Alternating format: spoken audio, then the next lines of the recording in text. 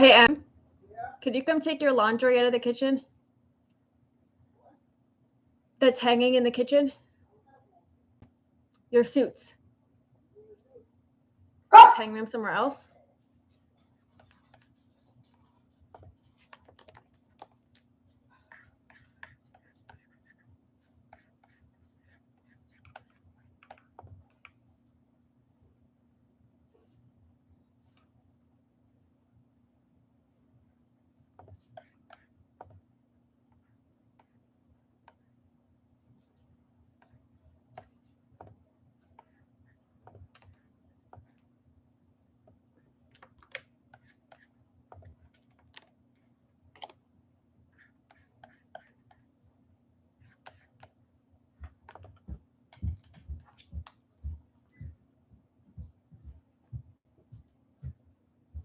You know about this? I got this. Mhm. Well, you know you have laundry, right? Yes. Okay. So Could you move that too? What? Could you move that too? Where am I supposed to move it?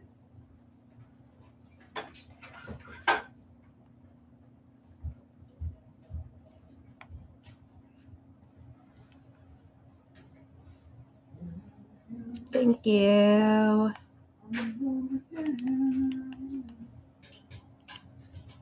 Thank you, thank you, thank you. Do. Is that okay? Yeah, much better. Thank you. Got a shot? Thank you. He has a whole house, I know. Hey, Viv. Hello, hello, hello. This is what I look like right now. Yeah. I look like when they grabbed Saddam out of a spider cage in the desert. Should probably go get myself together. Hello, hello, hello. Hello, everybody. Everybody ready? Everybody ready for some fun tonight? My hair looks terrible. Whatever. It is what it is. It is what it is. Yes. I'm gonna just watch you like this the whole time You're as gonna you do watch it. me like this Yep. the whole time? That's fine. You can watch me however you want to watch me. Hello, everybody. This is gonna be fun. This is gonna be fun. I think, at least. I'm not like super good at YouTube lives, so you're gonna have to let me know how I'm doing throughout the whole process. I have my little whiteboard back here so we can tally the lies and the misinformation as it goes. So I thought it'd be a little fun, interactive sort of thing for us. In case y'all were, I told you we were gonna keep track. Come on, Lou. Let us get out of the kitchen studio that Ma's created.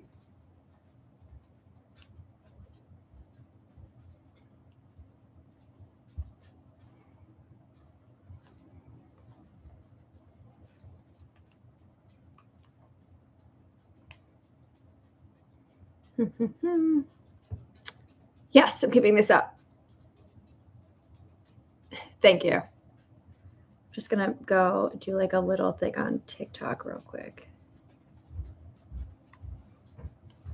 And just say live on YouTube and then like hide myself and mute myself. So people know.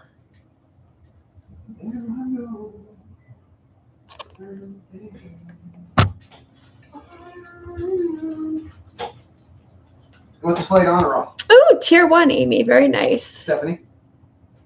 Would you like this on or off? That's good lighting. On? Off? Hello, Maria. Okay. Off. You want it off? Okay.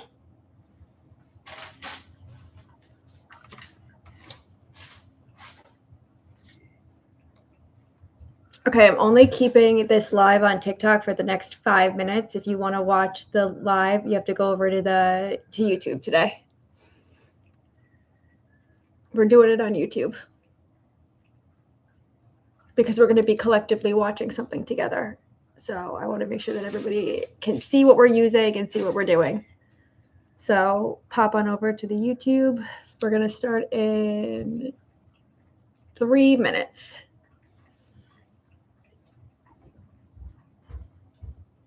So if you want to watch Enjoyed, ooh, thank you. Thank you. It's the link is in my bio. We're going to go over Turveys' latest interview, and we're going to keep track on a little whiteboard that's behind me of all of the lies. Hello. All of the lies are misdirections. You have a little whiteboard. I have to remember that I'm mirrored. So pop on over to the YouTube if you're on my TikTok right now, and we're going to have a little bit of fun. I'm going to get the screen up so we're ready to go.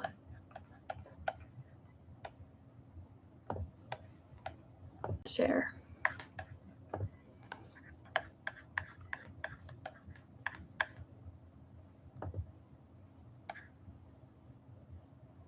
Okay, perfect. Perfect. I'm really excited about this. So make sure you guys pop on over to YouTube real quick. The link is in my link tree, and we're going to get started in a minute.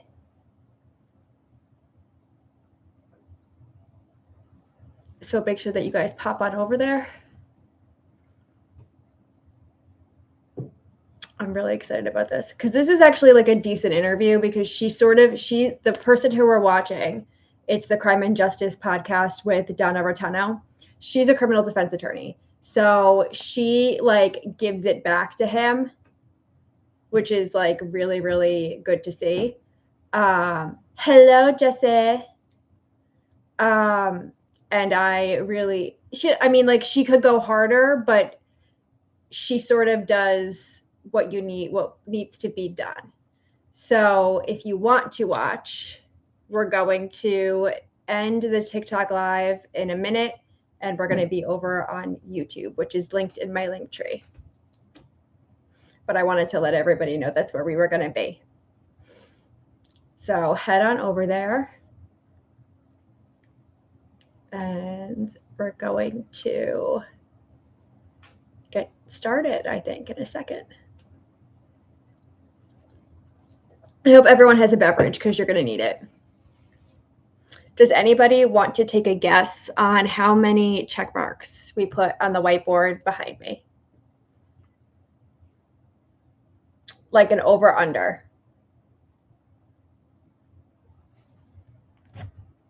Yes, your sticker. Oh, 250, Maria. So there is a very special sticker for members for tonight. And if you are a member of my YouTube, there is a custom sticker for the live tonight. So if you're on the YouTube. So I'm not going to tell you what it is. I'm not going to tell you what it is, but I'll just throw it out there that it is worth it. I will tell you. It is worth it. I will tell you. It is worth it.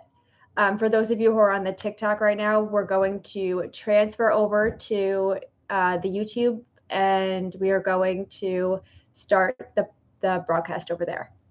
So if you'd like to join, that's where we'll be, and I will see you guys all over there. All right, I hope you come and you join. All right. Oh, Falcon, are you going to join? Because I can, because he is a liar. So if you'd like to see why, you can come over to the YouTube. Okay? Bye.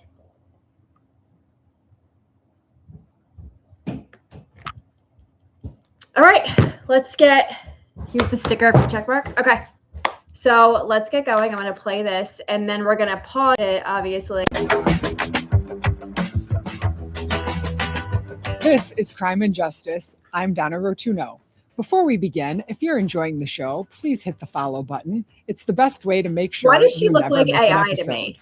A new book on the Idaho murders is raising questions about key evidence in the case against Brian Kohberger.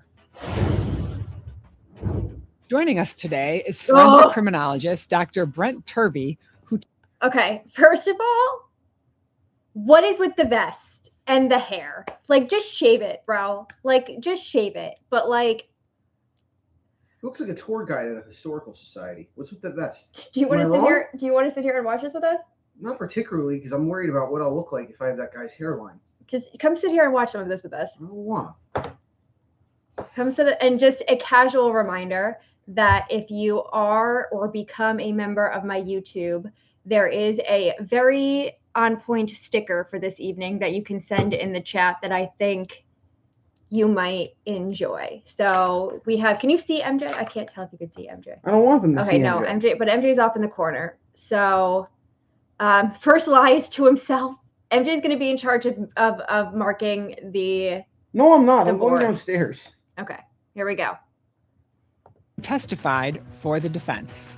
Dr. Turvey, thank you When so you much for testify, joining me. for Well, I just want to get right in because this book was written by Chris Whitcomb, and this book is all about the broken plea and Brian Kohberger, and the world watched as this case unfolded before our eyes. It got a ton of press, a lot of media, and there was a lot of information put out, information that was leaked, all these things that have gone on. And now, after this plea is done, we're able to read in the book, Broken Plea, about all of the pieces of evidence that are potentially problematic for the prosecutor and things that we all wish a court would have ruled on, and then we would have had some answers. So I would love to get into that with you and talk to you. Number one, what was your role and how were you hired to come on to the people of the state of Idaho versus Brian Kohberger?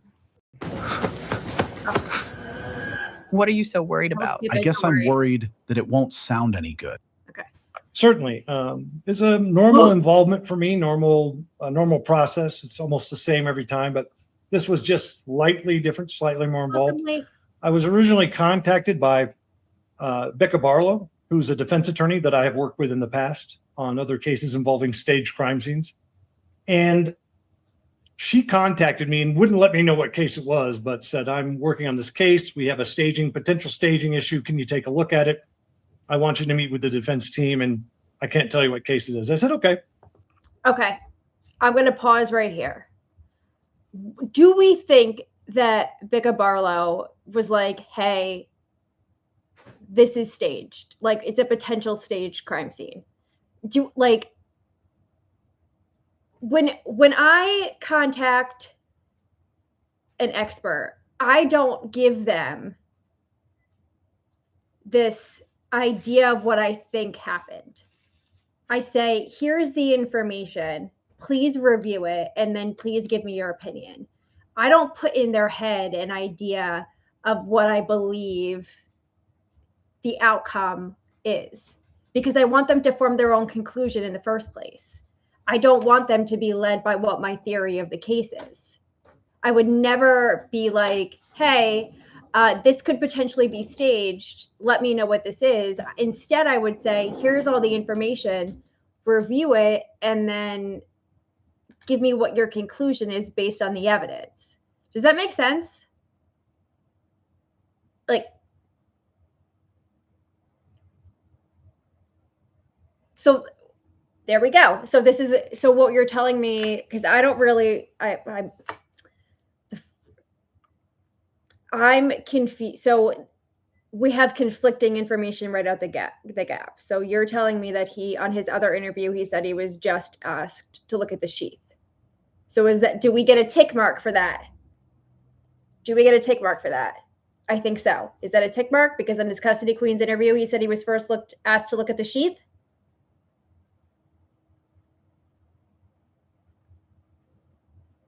I think so. I think so.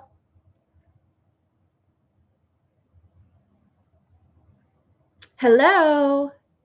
You have to let me know if that's a tick mark, if that's tick mark worthy, because I will give it a tick mark. But okay, I think we're giving. By the way, if you're missing the beautiful sticker that has just been sent in the chat, that is for that is the members only sticker. So if you'd like your own personal Turvey sticker, you have to become a member. I think they're pretty special. All right, we have our first tick. 1. All right, back to the interview. I mean, that to me, that's like not a big deal. I have a caseload of about 35 to 40 cases at any given time. So, you know, every lawyer has their own different way they do things. And so I agreed to meet with them via Zoom. I was traveling at the time. I think I was traveling in, it's like traveling in South Korean Seoul or something like that. So I met with them. There was a time difference, and we talked about certain things, and they vetted me a little bit, and they asked me to take a look at some evidence related to the knife sheath.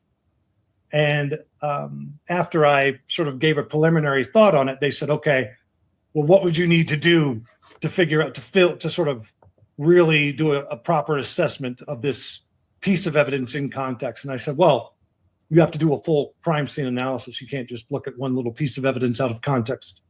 So my role started out just looking at the knife sheath, and then it expanded into a full-blown crime scene analysis, which includes examining sort of the process of crime scene processing and physical evidence collection and documentation and chain of custody and all that good stuff to figure out what had been done, what hadn't been done, and what could still be done with the physical evidence. So my role started out just looking at the sheet, and then once that preliminary assessment was done, they expanded that role. And I was hired. Let me see. I just want to make sure I get the dates right because I always get them wrong.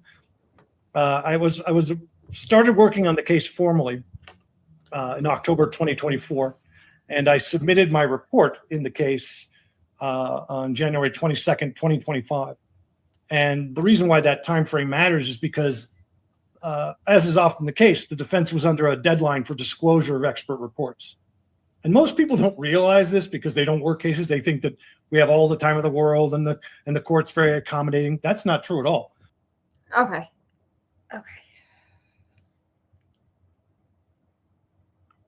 Hold on, I'm just gonna unpause it where she does it look terrible because I feel bad for her. So he just essentially explained what his role was for the case. Okay, crime scene analysis. Now, when you hire an expert for crime scene analysis, hello everybody, you give them the discovery that is relevant for crime scene analysis, right? When I hire a DNA expert, I give them the discovery that's relevant for the DNA. Let's ask MJ. What? If you were to hire a DNA expert, what discovery do you give the DNA expert? It's a lab report showing the DNA printout for starters, showing like, you know, this is how we know it's his DNA. Would you give them pictures of like the crime scene and things like that? Not initially. If they asked for it, I'd give it to them. But like that's not normally something that you just like. I wouldn't think to just be like, here's photos of the crime scene. I would give them, No, here's the DNA lab printout. You tell me what it says. For a crime scene analyst, Yeah. Would you just randomly be giving them DNA reports? No, but if they asked for it, I wouldn't think to give it to them initially. Right, I'd because give them it's photos not of the relevant yes. to It's what not they're relevant doing. to their expertise. Okay. It'd be like giving like, I don't know, like an identification expert like DNA evidence. Like, I don't know. Right. That makes sense. Right. Why are Swatch stores being like raided right now?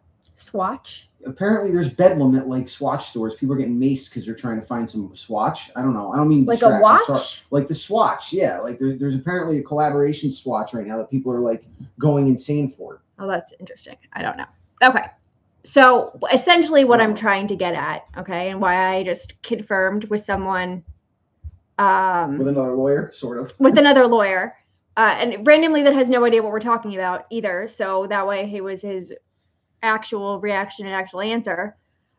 When you hire an expert for one thing, you don't bombard them with the discovery of the entire case. Okay? You just don't. All right? So his analysis or his, I guess, breakdown of anything that's not crime scene related is irrelevant to his analysis of the case. Not because he was given it, but also because if you look at his CV, that's not what he's an expert in. That's not what he's studied. He's not a medical doctor.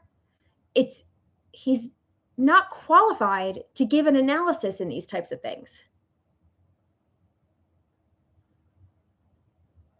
He's just not.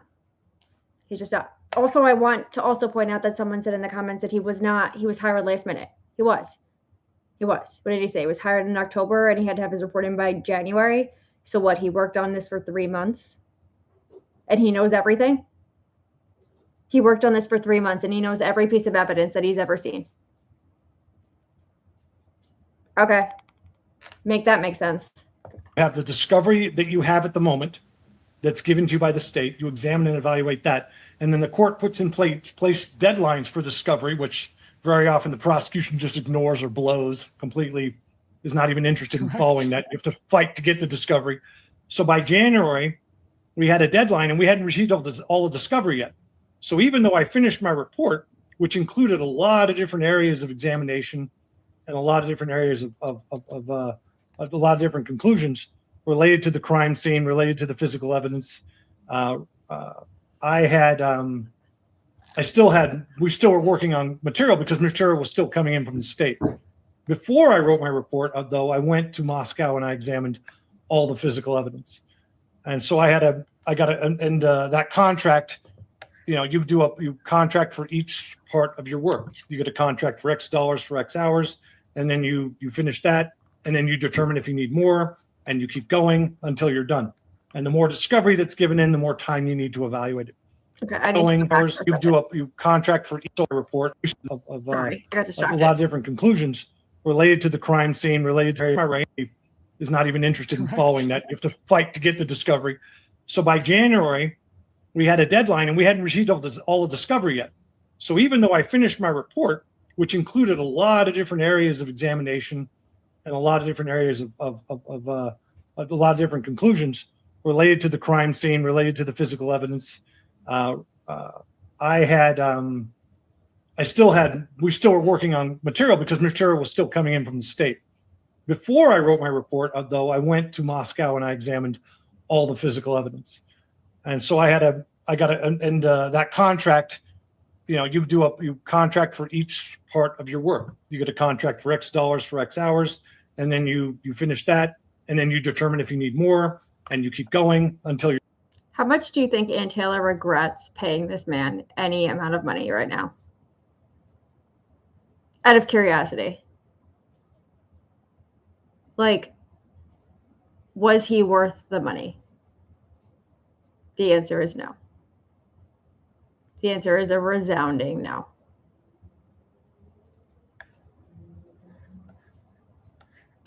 So he did say in the Custody Queens live that he went with members of I think he said FBI and the Moscow Police Department. So he was watched while he was there, which is good because Lord only knows, but he was there with members of law enforcement.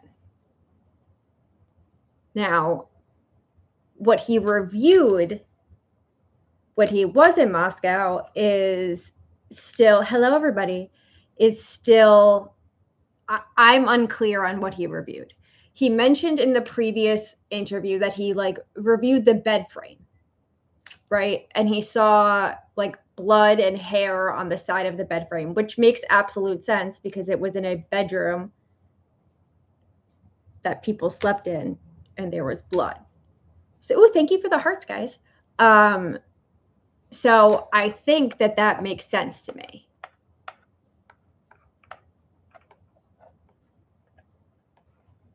I don't know about everybody else, but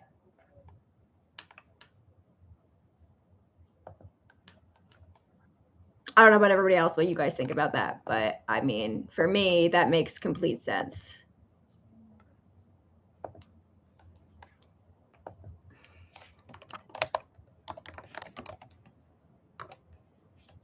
Sorry.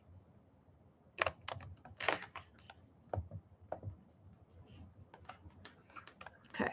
Oh, she's really regretting, right? The sticker is so good. The sticker is so good. Okay, let me get back and let's keep going. I don't want to keep you guys here all night. You're done. And the more discovery that's given in, the more time you need to evaluate it. And so I think there's a lot of confusion over, why, for example, like the hair is in the report. That's all in there. And Taylor knew all about that. The hair on Ethan's hand. But we'll definitely talk about that. Yep. The chain of custody didn't get mentioned because we didn't discover it until later on, as there were subsequent data dumps and subsequent assessments. Because again, there just wasn't the time. And I think that's what people don't understand, right? I mean, when you're a trial lawyer, especially when you're on the defense side, you're receiving information and they're sending these data dumps to the other side, and they send them whenever they want. And sometimes they don't send them in any rhyme or reason chronological order. So you get these things that maybe don't make sense, right, until you get the second dump or the fourth dump or the eighth dump, and then you're putting pieces together. It's almost like jigsaw. And so that's definitely a frustrating thing. So when you went to Moscow, obviously everything that you were able to review were the pieces of evidence that were actually inventoried by Moscow police the night of, and then the subsequent days that they were in that home. Is that correct? That's partly true. Absolutely true that everything that I was examining in Moscow at the Moscow PD was in a facility that they created just for this case, because there was so much evidence, a storage facility just for this case, like a garage. And it was most of, I would say 70, 80% of what was there was what they had collected on their own. Then, and this is in my report, it's not a secret, it's all part of the files that have been released. They were going to bulldoze the house, and the defense sent their own team out there and recovered other things and took other photos, like the bed frame and other bloody items that were in the scene, that they were just going to leave there or just destroy. So the defense directed the collection of a bunch of material, wisely so. And so there was a bunch of material that was held there that they had collected on behalf of the defense, but that was part of the original crime scene that they had ignored, including the bed frame where the hair was found. Okay.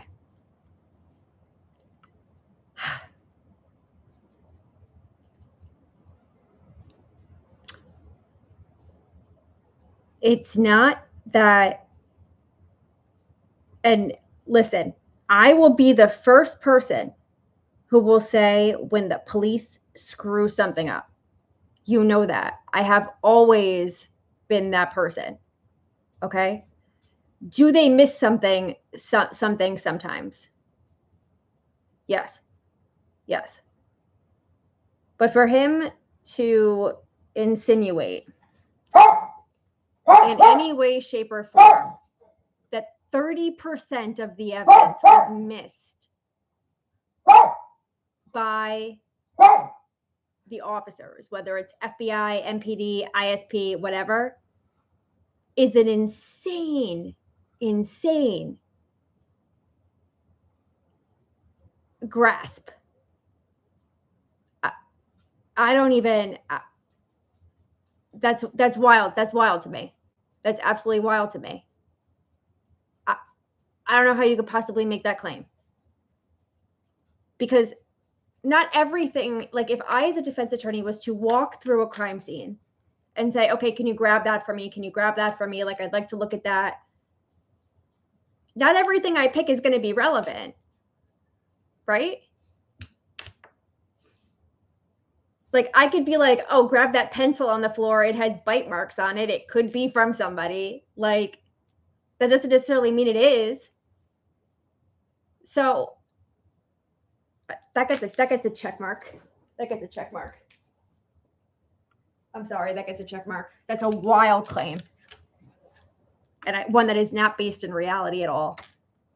Whoa. What's that? I just built a budgeting app in Base 44. Guys, if you'd like to join in the Turvey poop picture sending every time he lies, please feel free to become a member. Why is it not working? With Ethan.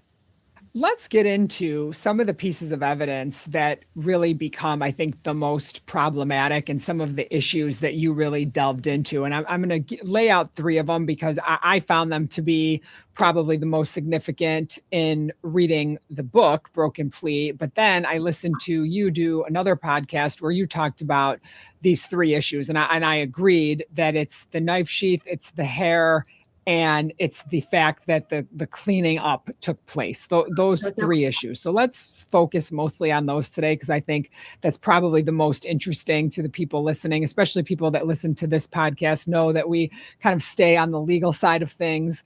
And then I want to get into the Ann Taylor letter and response after this book came out. So those are kind of the four things I want to touch on today.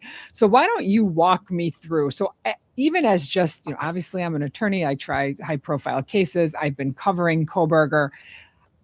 Even I had a different understanding of the entire way that the DNA was recovered from the button on the knife sheath to what it really sort of became when I read the book. So would you explain to the audience what that DNA really showed, how it showed it, and then we'll get into the chain of custody issues on that sheath. So there was DNA in the form of a few cells, not necessarily blood, not blood, cells, cellular material, but not blood, that was found on the clasp of the K-bar knife sheath, which was documented in two places. One, it was documented on the floor initially, and then it was documented as having been photographed underneath one of the victim's legs, underneath the comforter. So somebody slid it underneath the victim's leg and under her thigh, and it was touching the thigh and touching the bed sheet. All right. So the clasp right there. That's the only place to touch is on the floor. That DNA really showed how it showed it, and then we'll get into the chain of custody issues on that sheath. So there was DNA in the form of a few cells, not necessarily blood, not blood, cells, cellular material, but not blood, that was found on the clasp of the K-bar knife sheath, which was documented in two places. One, it was documented on the floor initially, and then it was documented as having been photographed underneath one of the victim's legs, underneath the comforter. So somebody. Okay, two things already. The first I want to point out is, or I want to ask the chat. Has anyone seen the full document? The full document that says that the hair or that the sheath was found on the floor, not the snippet, the full document. I have not. I have looked, I have asked for it, I have not seen it. Has anybody seen the full document?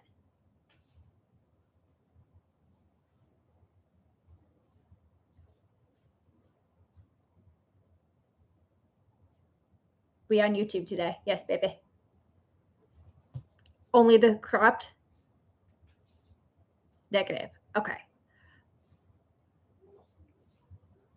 Before anybody goes crazy about this contradiction between the floor and the bed, I think we need to see the full document first. I think that's really important. I think it's really important. I want to know who wrote it. I want to know what else is on it. I need to see it. I need to see if it was amended or signed off on. All of those things are super important. Number one. Okay. Number one. Number two, it is my recollection that on the body cam footage, that's what I was just going to say, of one of the first officers on the scene, the sheath is on the bed.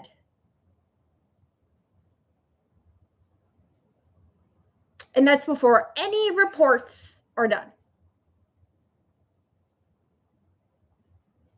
Now, I could be mistaken. So if there is something else out there, Now, what does this mean, right? What does this mean? Do people get things wrong in reports? Sure. Is this exculpatory? No. Why is it not exculpatory? Well, here's why. Number one, if it's seen by one of the first officers on the scene on body cam footage in the bed, okay, number one. Number two, it's also then documented later by other officers as being in the bed. And we have multiple documents saying bed, a video saying bed, and then we have one document that says floor. All right.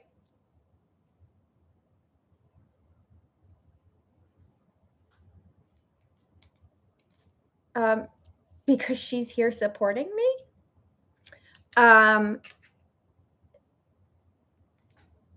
What would have happened?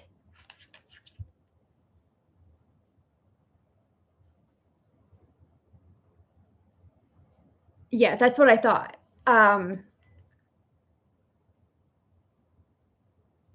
It would have been one question during cross-examination. Truly, it would have gone something like this. Mia Zan Taylor, do you recognize this document, officer? Yes. Did you fill this document out yourself? Yes. Is it a fair and accurate reflection? Blah, blah, blah, blah, blah. Lay the foundation. Yes. Admit it into evidence. Blah, blah, blah. It's all put into evidence. Okay. Could you read for the court where you documented the sheath to be found? I documented to be on the floor.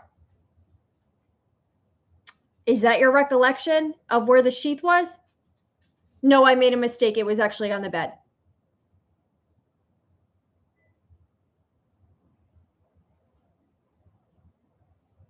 And you didn't correct that? No, because it was correct in other documents and I didn't have time to go back and change it.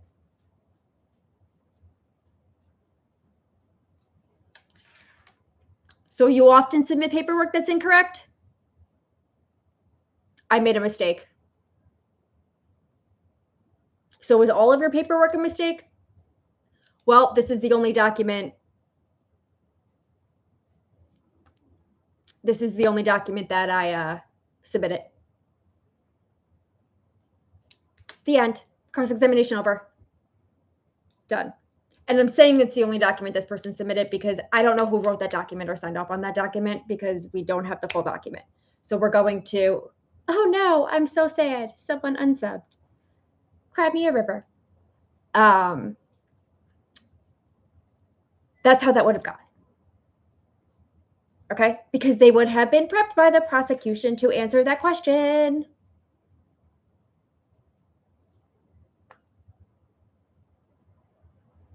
That's it.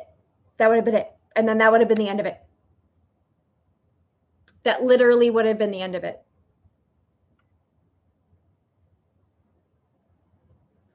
For people to make such a big deal out of this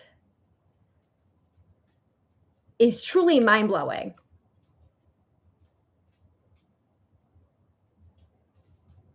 It is truly mind-blowing. Does anybody have questions about that? Because I want to make sure everyone's clear on that, and I want to make sure everybody understands that. I don't want people to be confused. Because it's not.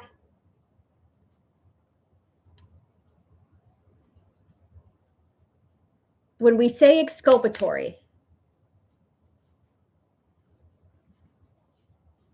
we mean something different than this. Not everything that's contradictory is exculpatory. This is not exculpatory. And when he calls it exculpatory, he's wrong. He's wrong. It's not exculpatory.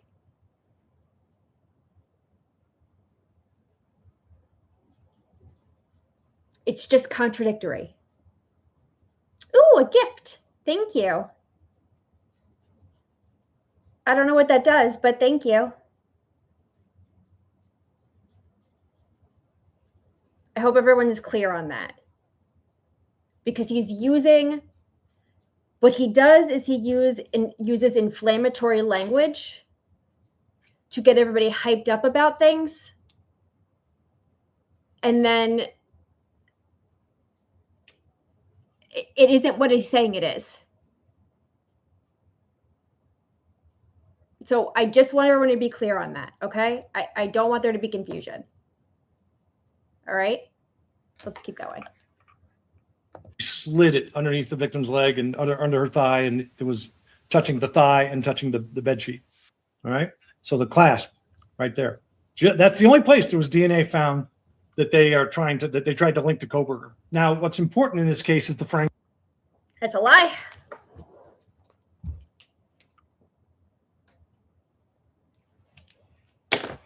That is not the only piece of DNA they tried to link to Koberger. They tried to link all the DNA to Koberger, you dumbass. It just so happened that it didn't match. Frank's hearing.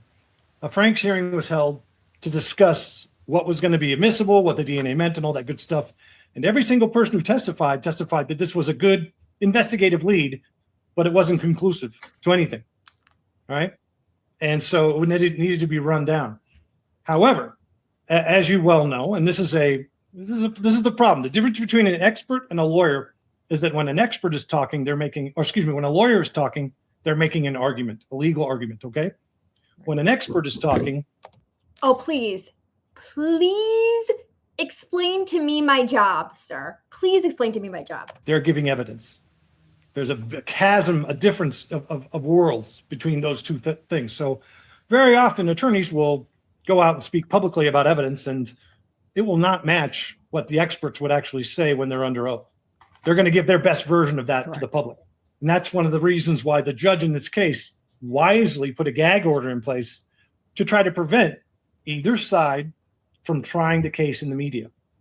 But what was happening, of course, is that the prosecution was telling everything to the families, and the families were discussing it in Pennsylvania, which was out of the jurisdiction.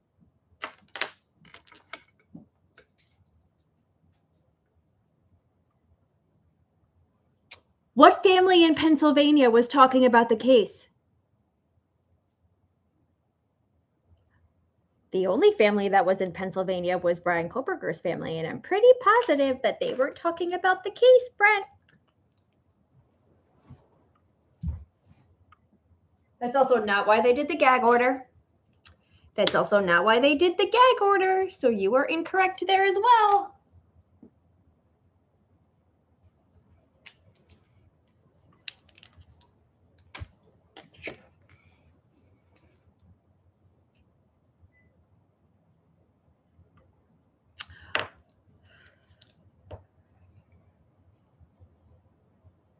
He's speaking about. That's very good. Viv, you nailed it as well. We got another one. We're up to 6. This is so much fun.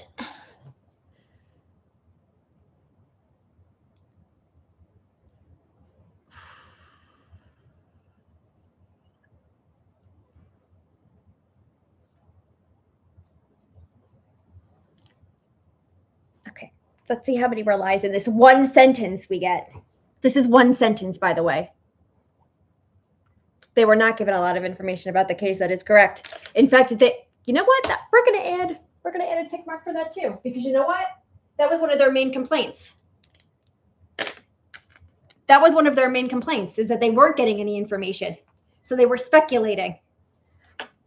And that's where you get a lot of these conspiracy theorists out there that are like, well, they said this and they said this. Well, they said that because they weren't getting information. And the information that they were getting didn't make sense. So they just speculated, and like that was the problem. Which they've said, and they've corrected themselves.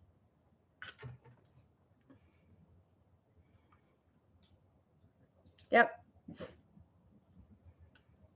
Diction of, the judge. So they were still evident. There was still stuff coming out.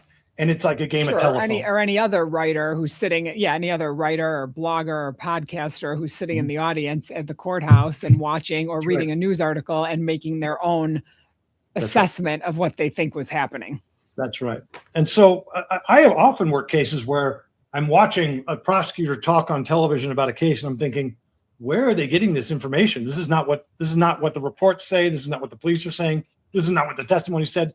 But they're giving their best version of it to try to, contaminate the jury pool in their favor, that's what they do. So the DNA in this case, I'm not aware of DNA that matches Brian Kohberger's anything. I'm aware that there's some investigative leads and some thoughts about it, but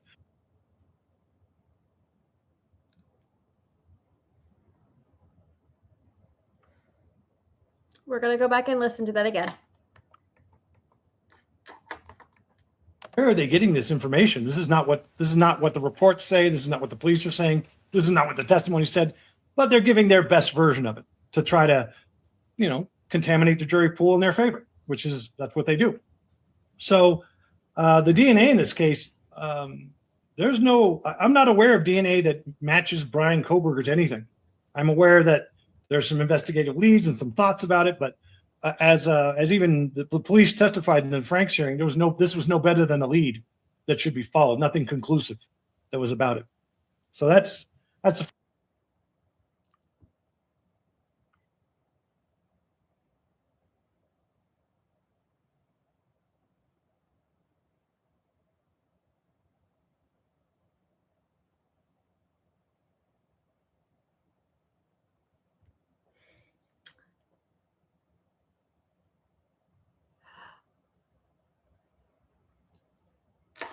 I am oftentimes not too stunned to speak. Okay? Oftentimes not too stunned to speak.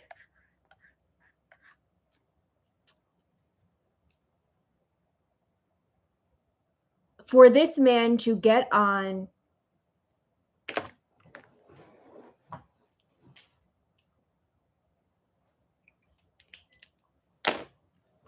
this show with this poor woman and say he is unaware of any DNA that matched Brian Kohberger's, when we have the DNA report that says it's a match to Brian Kohberger's.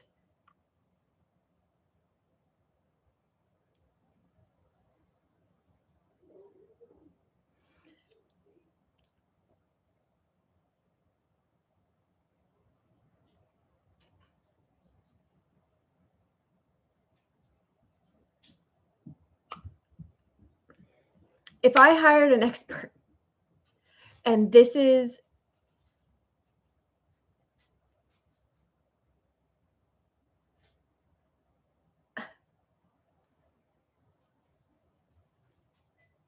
I don't know how y'all feel about this. I don't know how y'all feel, but like,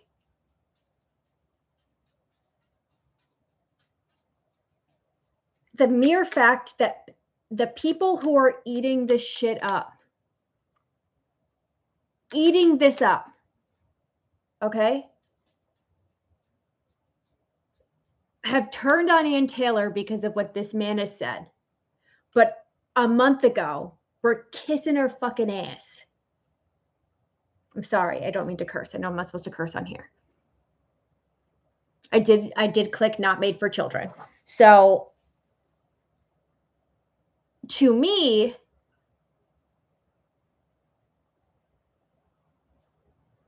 it's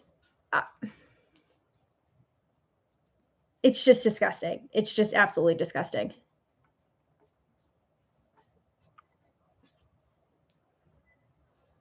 I don't know. I don't know. I don't have, this is just, this part baffles me. I'm sorry. I just like.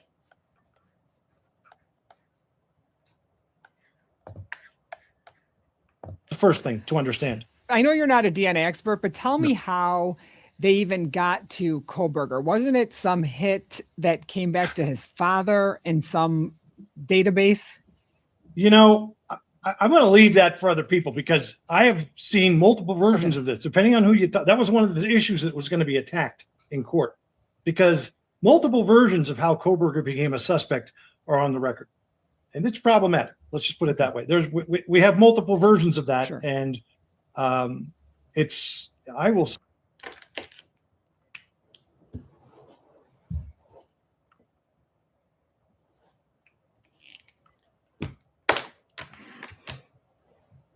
What are the multiple versions, Brett?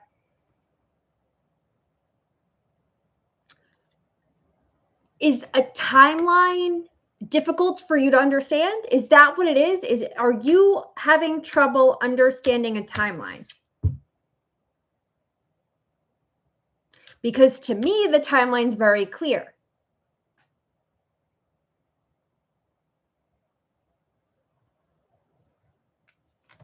Okay, we have car. We have information on car. We have sheath DNA. We have DNA entered into databank. We have Amazon searches, Amazon search warrants. Then we have Amazon search warrant returns, and we have car searches, or car returns. Car returns come back with names. That gets matched up with other stuff. DNA comes back. All of those things have one person in common. They all just happen to be happening at the same time.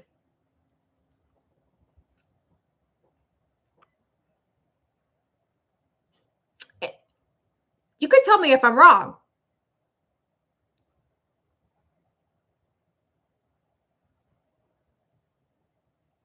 But an investigation is a moving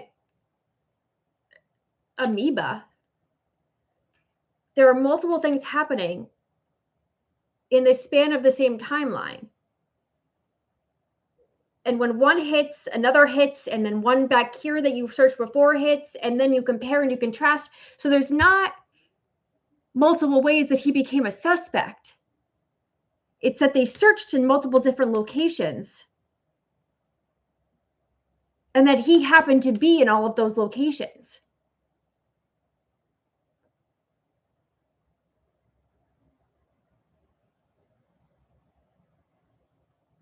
Correct me if I'm wrong. Correct me if I'm wrong.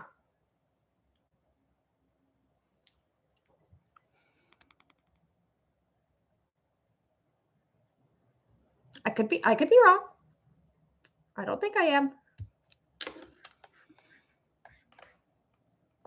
As I'm sitting here talking to you, I wish we could have cleared that up with witness testimony on the stand, because there was a very big problem. And that's the thing, right? Well, yeah, we won't be able to do that because of this plea. And so here's my question. Sure. So we talked about the fact that the knife sheath was found initially on the floor, and you can see that right in body cameras when officers go into That's the right. home. Am I correct on that?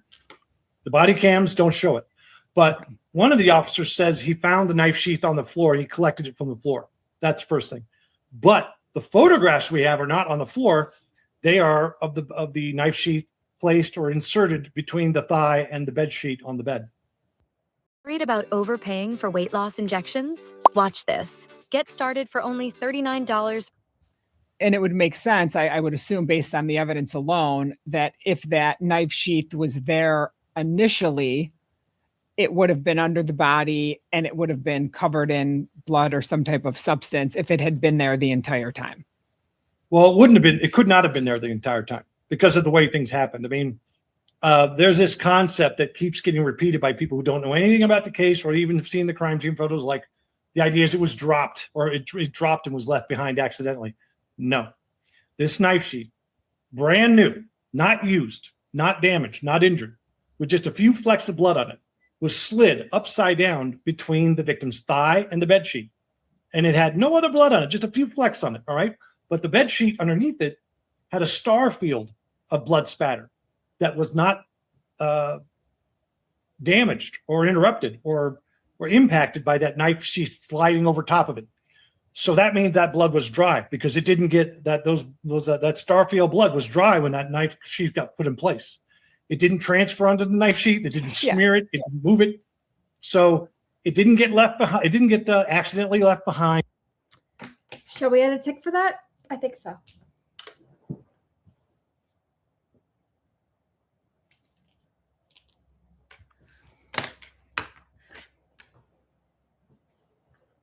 And even if he, all right, I'll take that. I'll take that character. I'll add that.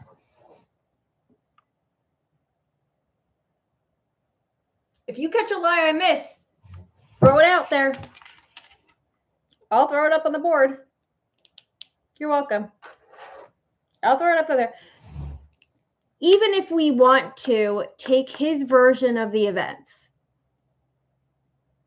okay? Let's say we want to take his version of the events. Wonderful. Thank you. Even if you want to take his version of the events, would it be so crazy to think that Koberger planted it there? Kind of like a calling card? Like, come and get me, motherfuckers. Right, let's disregard the blood spatter analysis. Right, done by blood spatter experts. Right? Let's just disregard all of that.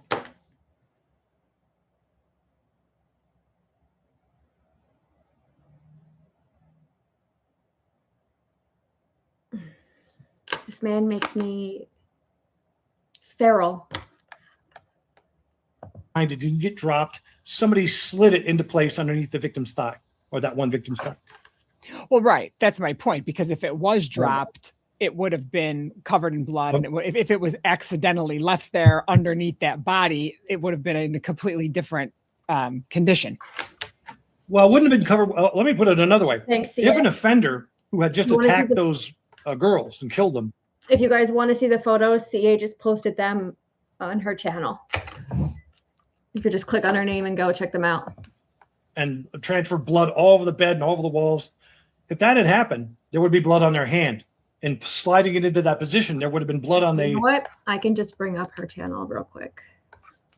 Hold on. Give me 1 second.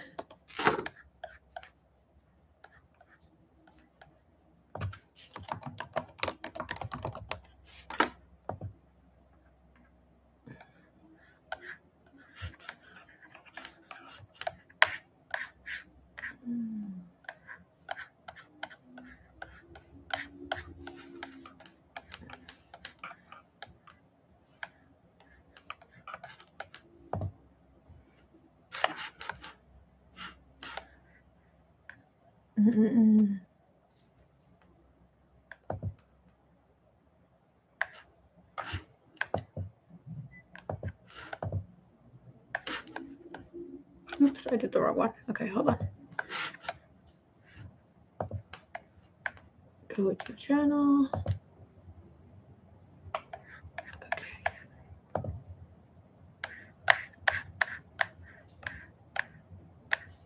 Okay, perfect.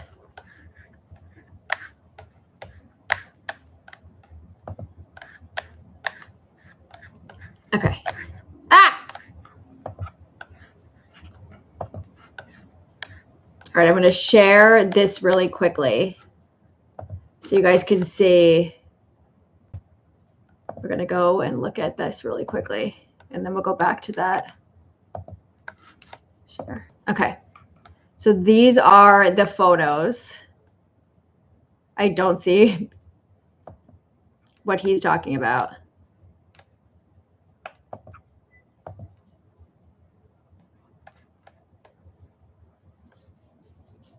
No, even like the corners of the sheet are not red. You see a little bit of blood spatter here, but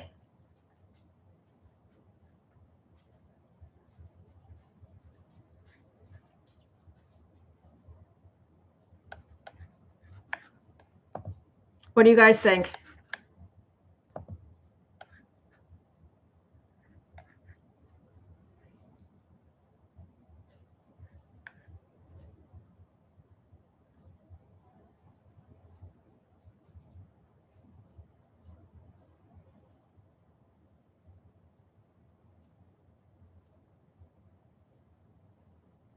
What do you guys think?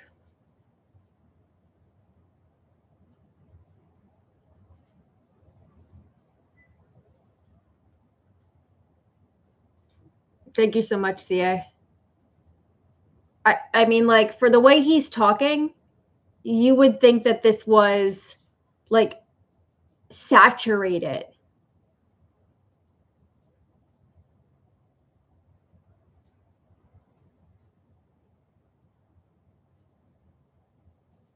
Unless by Starfield, because I'm confused by his word of Starfield. So does Starfield mean, like, stars in the sky, like dots?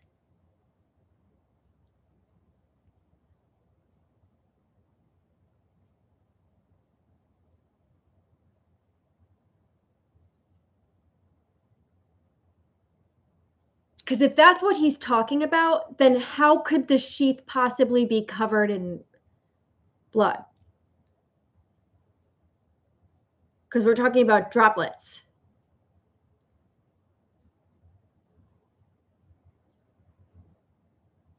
So if it's droplets, then what are we talking, like?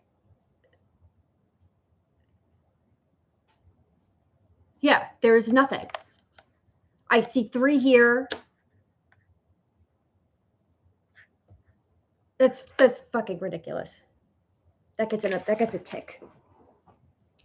Starfield and blood my ass.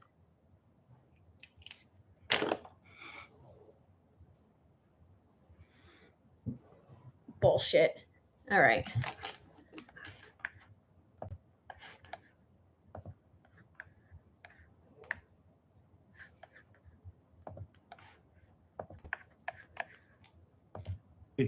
There would have bloody contact and transfer from their bloody hand onto the sheath, and that didn't exist either. Okay, so now we know that's an odd thing that should have been either discussed at a pretrial motion and or a trial if there was going to be a trial on this. Yeah. But then the other aspect with this knife sheath is not only where it was found, how it was found, but once it was actually recovered, you talk about the chain of custody. And just so people understand, chain of custody is what happens when an officer finds a piece of evidence. And I listened to you talk about the fact that normally it's photographed and sometimes there's a measurement taken of it. They put a ruler next to it. There's usually an evidence placard with a number or a letter on it, a little yellow tent kind of a thing, which I see in almost every case I've ever tried. That's right. And that's not something that happened here. And then when it was put into the evidence bag and logged in, you're saying that there were things that should have happened that did not happen. Let your vacation rental and its pool be invisible. Get seen, get booked on Booking.com. There are no guarantees in life, except for a major appliance breaking down at the worst he's wrong possible and he's time. still sticking with it. Well, a chain of custody is meant to be the record of everybody who has had any contact with or touched or examined or removed evidence from a particular item of evidence, okay? That is a sworn sort of document that exists on the evidence bag so that anybody who's... You mean exactly like it is on the evidence bag? You mean exactly like it is on the evidence bag?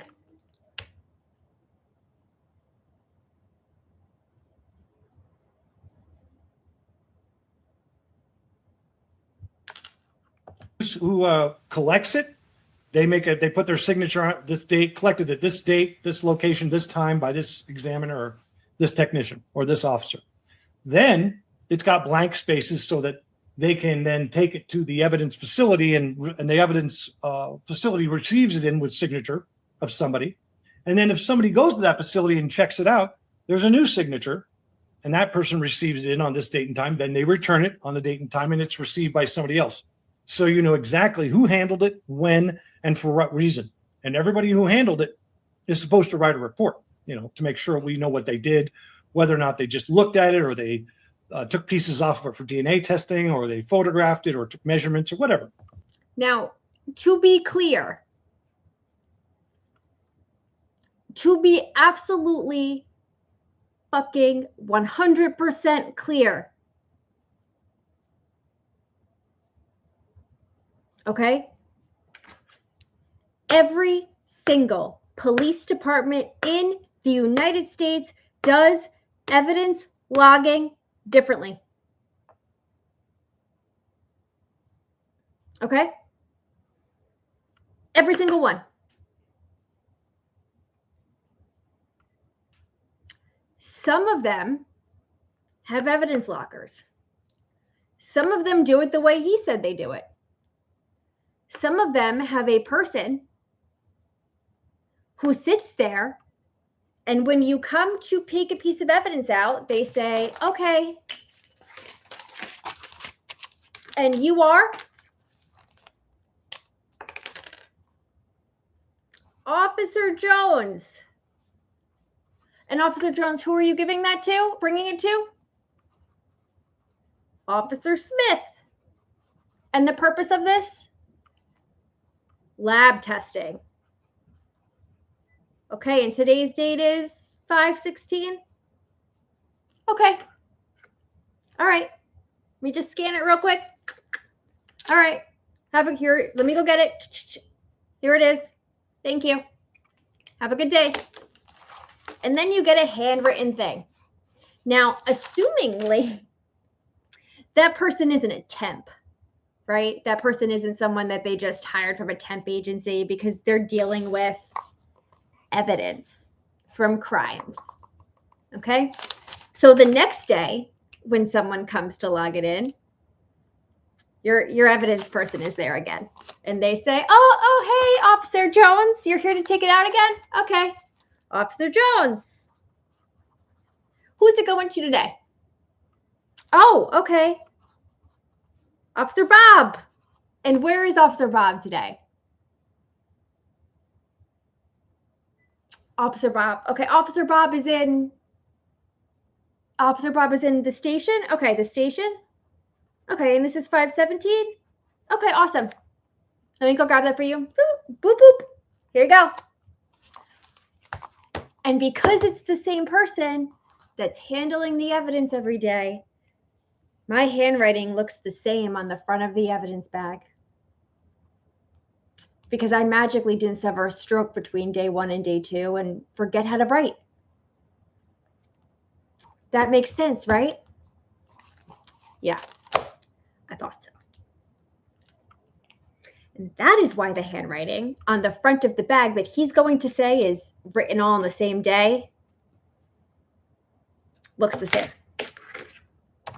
It's a legal form to just to make sure we know everybody who touched it, so that we have so that it can be certain that nobody tampered with it. And this evidence form, so the Idaho State Police get this bag and they put a barcode on it, which is not the chain of custody. Barcode is for locating the item in the facility. Right. What shelf? Except the chain of custody paperwork. The chain of custody paperwork from the ISP, okay, says they use a barcode system.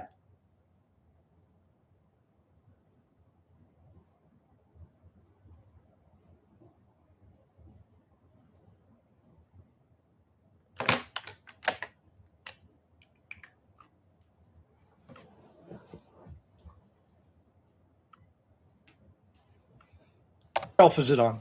What building, what shelf, what name, that kind of stuff. What case? Also, we know that that is not true because how would you, if I had to scan something to find it, doesn't that eliminate the purpose of the barcode?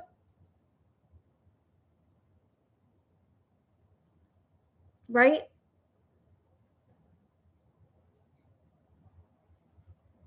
Like, if I can't find it, I can't scan the barcode to find it. If I don't know where it is, what is the purpose of the barcode then?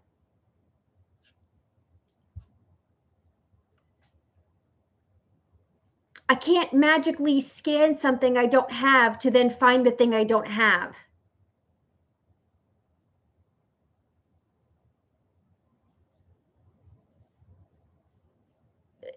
Is that making sense to everybody? Like if I need to find my phone and it has a barcode on the back of it. Okay. And it's up on shelf 7722 and it has the barcode on the back. How am I supposed to locate it if the barcode, oh, thank you for the gift. If the barcode is on the thing I'm looking for.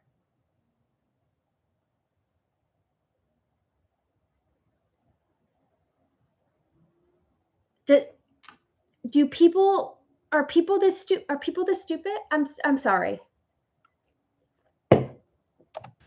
That's what the barcode's for. That's not a chain of custody. That's just for locating it, right? Who's got it? Where is it at? But when you're handling it, that's where you have to have signatures. Each individual person who handles it and checks it out and puts it back in it's like a library. Remember the old days with a library book? It's like that. So you know who checked it out. Yeah, and to make sure you have gloves on, right? That you had gloves on, that you were, because well, you're supposed to document. That's part of it, where you document your examination for sure. But that's pretty uncommon. Most examinations are done not that well. Well, let's forget that. Forget the part of the examination. Let's just talk about physically writing your signature and agreeing that you received this item on this date, and then that you gave it back. And the person you gave it back to, they received it from you. It's all about demonstrating the trust of that item of evidence. So you know that. I'm giving him a tick for this because I'm doing misinformation and I'm doing lies. Okay?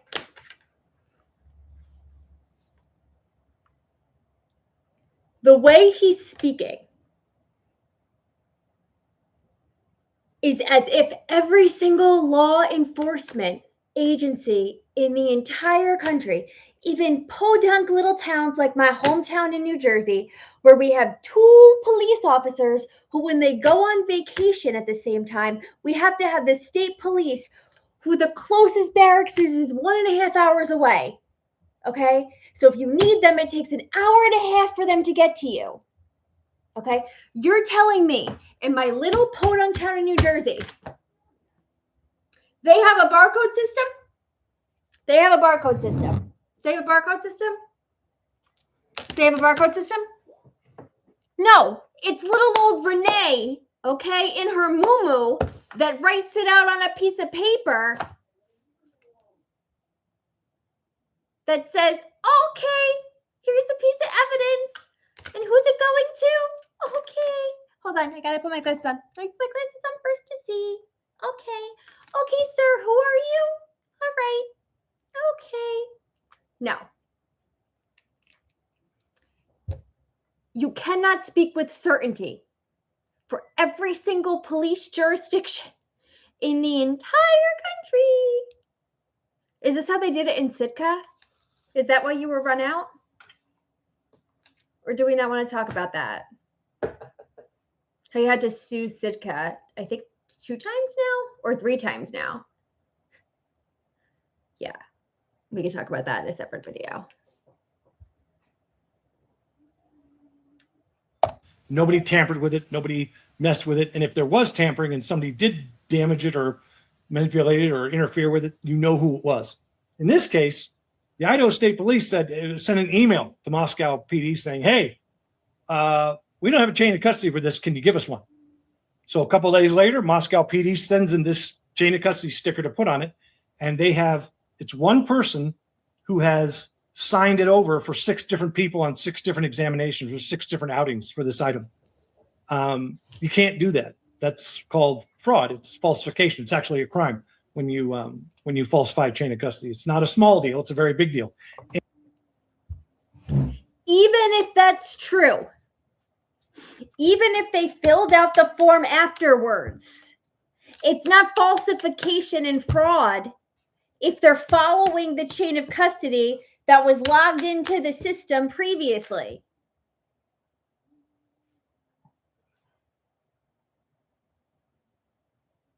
I don't understand.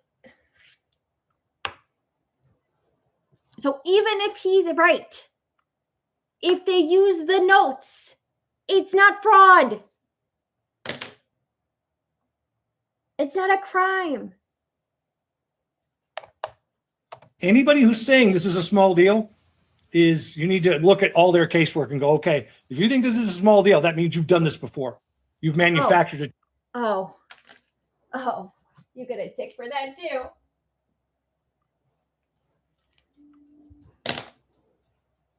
Sir,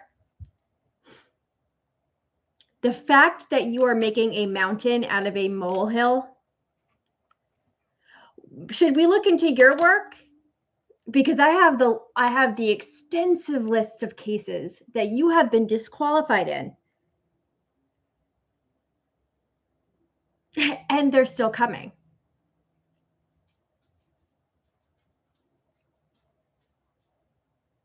And they're still coming. Okay, in multiple states, in multiple states. So perhaps we should look into your cases instead. Just a suggestion. The chain of custody. So we need to look at your work. And I agree. I agree with you. I just want to play devil's advocate and ask this question because I know that this is out there and I've heard people talking about this. Yeah. If an officer, finds something at a crime scene, obviously, and, puts it aside, and then later goes back and says, okay, let's talk about who did what with this, because they're usually not documenting in real time, right? Sometimes they walk around with little notebooks and take their notes or general progress report notes or whatever they're taking. Now, again, those are discoverable and should be turned over. So that's something that they put it in their pocket or put it in their trunk or they take it home. Yeah, they can get fired for that.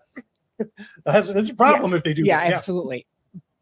And practically speaking, though, we know, and not that they take it home, but practically speaking, a lot of times they recover things from a crime scene and they go to, the trunk of a vehicle. They're supposed to have envelopes and things, right? That they put it in right away. And either, like you said, they take the photos beforehand, then they put it in the envelope, they sign off on that envelope. So that's what they're supposed to do.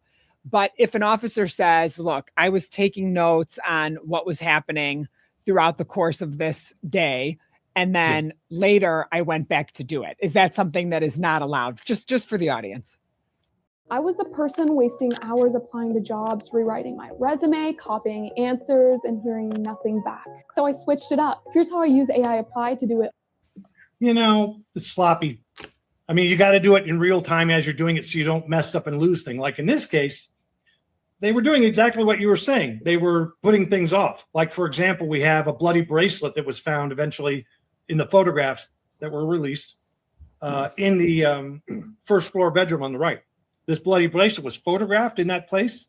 It's not blood. It's not blood. There's no blood on that bracelet. You are absolutely incorrect about that. It looks like it's actually wine, like a light color. It does not look like blood. It is not blood. You can't convince me that it's blood. There are no tests that say it's blood. So you're incorrect. He's looking at a picture of a bracelet and saying, "Oh, that's blood."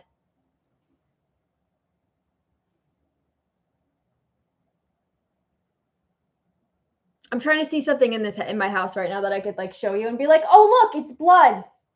I don't have anything. Oh, look. It's blood. It's blood, guys. It's red. It's blood. It must be blood. For fuck's sake. And then somebody picked it up and moved it to a desk in the same room. And then they photographed it there. Incidentally, I don't think they knew they were photographing it because they never collected it. They intended to collect it, but they were excited and they forgot because they weren't doing it in real time. So the idea of doing everything at the end, I mean, you see that with people who work drug seizures, but not with people who work homicides. We could both agree that this was not a handled crime scene, right? These are officers that have no experience in this type of work. They came to that scene thinking they were coming for more of a well-being check, and then it turns into this, awful quadruple homicide. And so I think that they walked in completely unprepared, which is not an excuse. It's fodder for great cross-examination, but I think that that's what happened. Let's move on to the hair because I want to get to that because I think it's really That to me is even more fascinating. The fact that that's such an important piece of evidence when you're trying to determine who potentially could have committed a crime. Those types of pieces of evidence are key. So talk to me about the hair. Sure. So anytime, and this is not Brent Turvey's idea. This is something that exists in the world and in the world of criminal and forensic investigation. For example, when you're doing an autopsy and somebody's had a close contact murder where somebody's like right on top of them or right near them, you want to see if they grabbed at their attacker. And you collect fingernail scrapings. We hear about that all the time. You collect anything that might have transferred onto their clothing, any evidence of sexual assault. In this case, what you have, Ethan's right hand is a clump of hair in his hand, and that hand falls down between the bed frame and the wall, and the blood goes down his arm, and it essentially seals his hand to the bed frame, sealing hair to the bed frame, sealing the hair to his hand. It's a large clump. It's unavoidable. And then it gets written up in the investigative reports and the autopsy reports as debris. Because it was debris. It was not hair. If it was hair, it would be written as hair. Debris is debris. Hair is hair.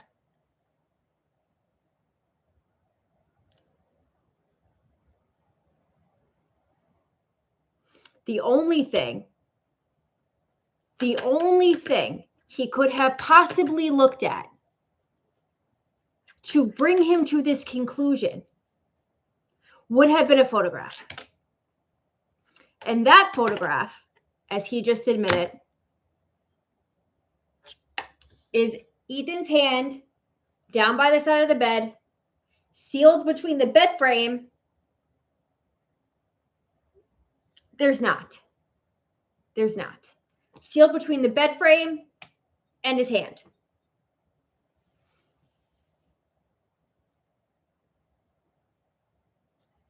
So what was on the bed frame and what was in his hand, Brent? Because you've already said that there was hair sealed on the bed. Next to Ethan's hand. So is the hair in Ethan's hand or is the hair on the bed frame? Which is it? What's a clump?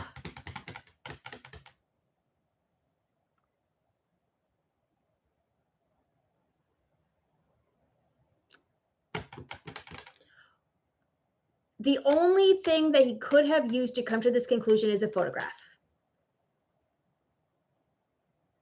And if I am correct, it's going to be the photograph of Ethan's hand wedged between the bed and the wall, which is going to be a mixture of blood and debris, possibly hair, but the hair is going to be matted onto the bed. It's not going to be in Ethan's hand. It's not going to be in Ethan's hand. He's conflating the two. He was 100% conflating the two.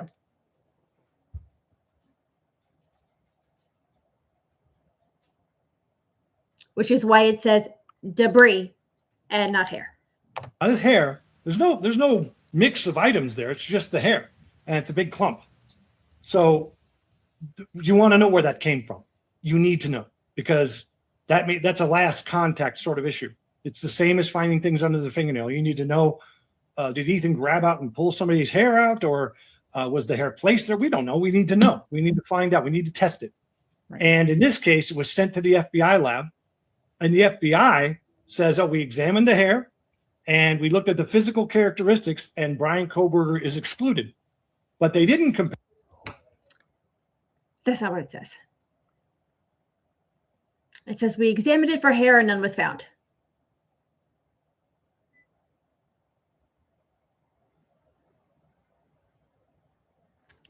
We examined it for hair and none was found.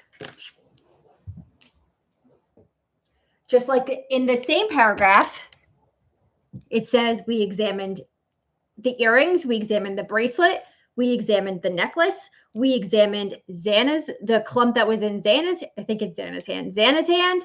We examined, there's about 100 things that they examined in that one paragraph. And he's focusing on this one.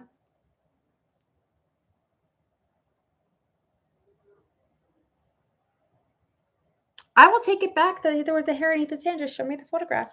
And it better not be a photograph of him with his hand next to the bed and then the hair on the bed. Compare it to anybody else in the house or any other suspects. And then second thing is they didn't do testing. The defense didn't do testing and the prosecution didn't do testing to determine whose hair that was. It doesn't exist. And whether there's a root or not, that's the first thing. But the second thing is you can test the hair itself, the shaft, for mitochondrial DNA and start eliminating people. Sure. Imagine being able to build an app with your name on it just by thinking about it. Meet Base 44.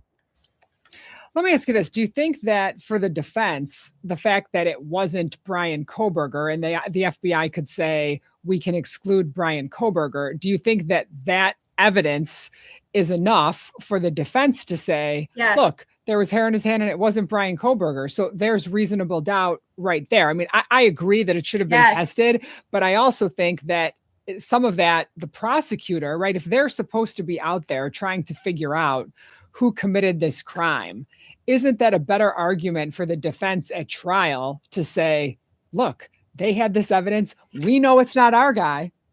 So, I mean, I think on the hair, I almost can give more of a pass in terms of the not pushing to test it once your client was eliminated than I can on not dealing with the knife sheath and the potential DNA and all these other chain of custody issues. On the hair, I can kind of understand maybe saying as a defense attorney, I have enough of an argument to make there. No, I'm just saying there's a lot of defense attorneys who think that way.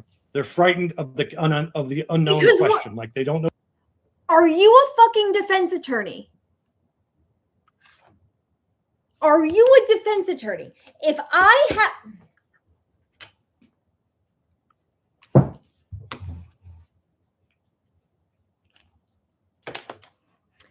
have a hair,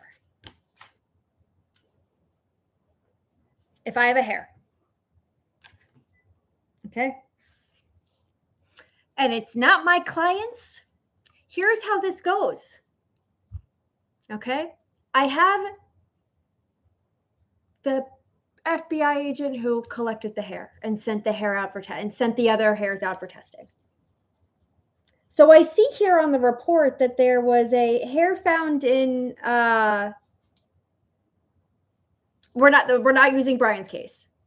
Okay.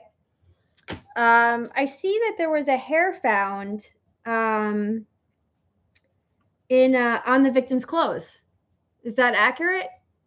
Yes. And you tested that hair and it did not come back to my client. Is that correct? Yes. Who did it come back to? Oh, we didn't test it. Oh, you didn't test it? No, we didn't test it further. Did you run it through CODIS? No. Did you do any IgG testing on it? No.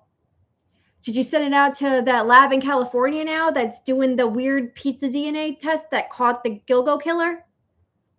No, why would we waste our time doing that? But it very clearly did not match my client, right? Yes. So it excluded the defendant. Yes. And you didn't care to find out if it included X, Y, and Z? No, we knew it was a defendant. Oh, okay. You just knew. Okay. All right. No further questions. That's a slam fucking dunk argument. Cross-examination. Throw it in the closing. They had all this evidence. They didn't test it. They didn't care. They zeroed in on my client from day one. From A1, day one, they said it was my client.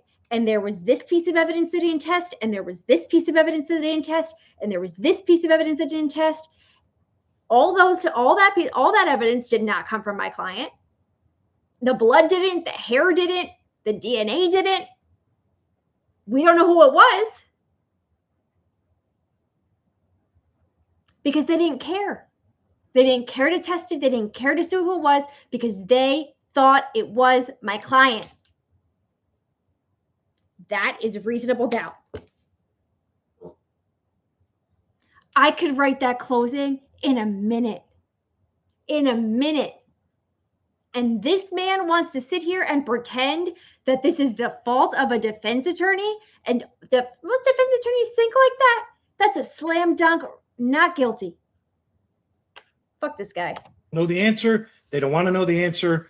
They don't want to ask. I always want to know the answer. So like when I talk to a client, I always want to know. I don't ever say I don't want to hear. I'm not the lawyer that says, don't tell me, because then I can't know. I want to know every single thing that I can know. But I'm wondering let's say you find out that the hair matches, whoever, right? How does that? And here's another thing. If they submitted that hair and let's say it came back to Xana, my argument for it being somebody else that could have committed the crime goes away. If I test that as a defense attorney and it ends up being Maddie's or Kaylee's, my argument that it's somebody else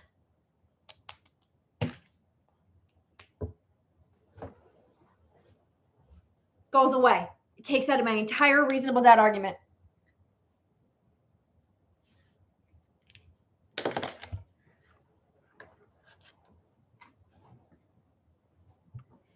Don't forget, you guys can become members of my YouTube.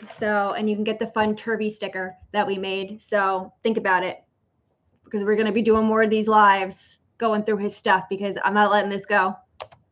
Change the fact that it doesn't match Brian, other than to say they completely screwed up, which I think they had a lot of evidence to say anyway, meaning the prosecutor. People ask because they're watching too many movies and television, which are telling them, oh, lawyers don't want to know the answer to questions that they don't know the answer to already. You don't ask a question you don't know the answer to. That is an amateur sort of idea that exists in movies and television.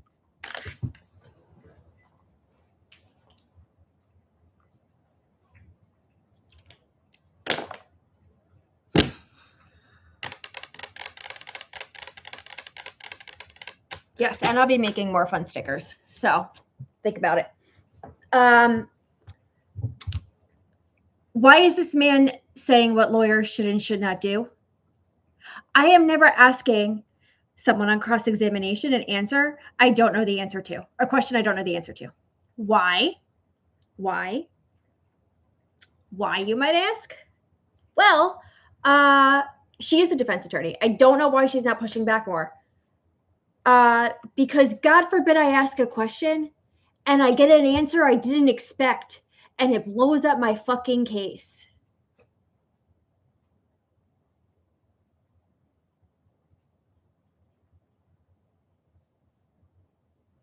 Isn't it true that you slept with somebody else before you slept with my client? No, the only man I've ever slept with is your client. So he had to have been the one that essayed me. And then I look over at my client who told me that the girl's for the streets. And I'm like, oops, my bad.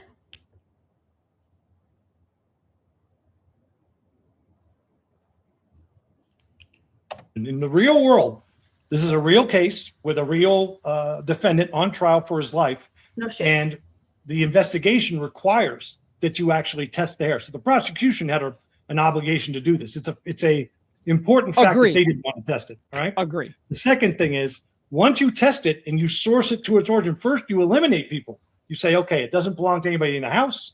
Now, who does it belong to? We need to find that person, because somehow that hair got into this guy's hand. Once you figure out whose hair it is, you can just determine what the nature of that interaction might be. And you might actually solve the crime. It might be some person who's responsible for the murders, right? So if you're I agree that's the prosecutor should do that 100%. But the defense should want to do it too, because I get it. Let me answer your question. The problem is, as an expert, if I'm on the stand and I'm saying this hair should have been tested, the very first question the prosecutor is going to ask me is, well, if you thought it was so important, Dr. Turvey, why wasn't it tested? And my answer is going to be, I don't know.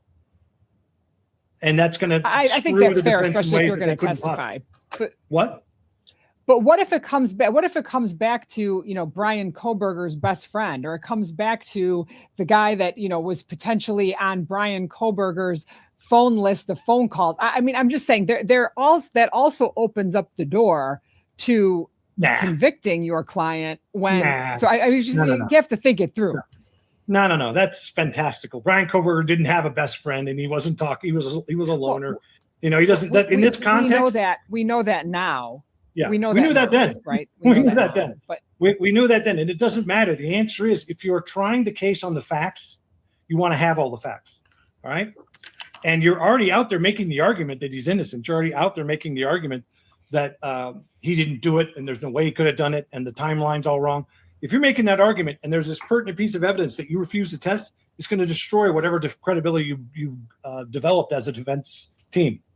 And they're going to ask that question. It's going to be a question that gets asked immediately, and it's going to destroy the credibility of every defense and expert. I agree that it's going to be asked of the expert. I agree that it's going to be asked of the expert. But I think from a strategic, that would never be asked of the expert, because the expert isn't in charge of making the decisions of what's tested and what's not tested.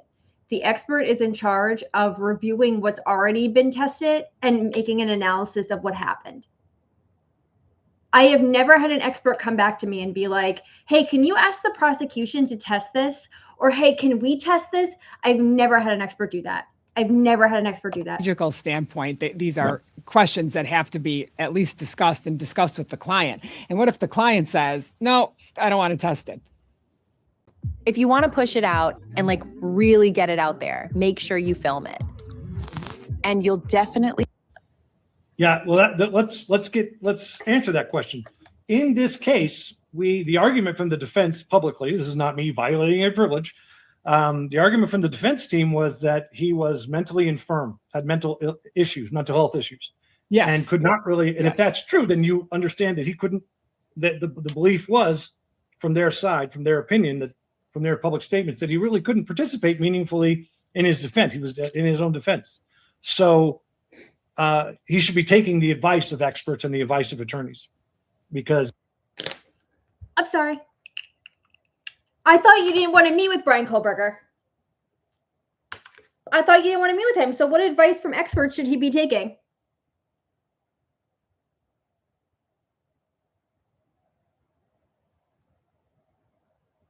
I thought you refused to meet. You never meet with the client. So what advice from expert? Why are you making yourself sound more important than you actually are?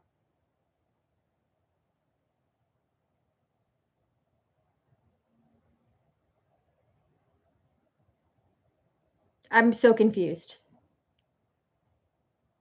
I've never had an expert go in and be like, here's my advice, bro. Here's my advice. Here's what I think you should do. Here's what I think you should do.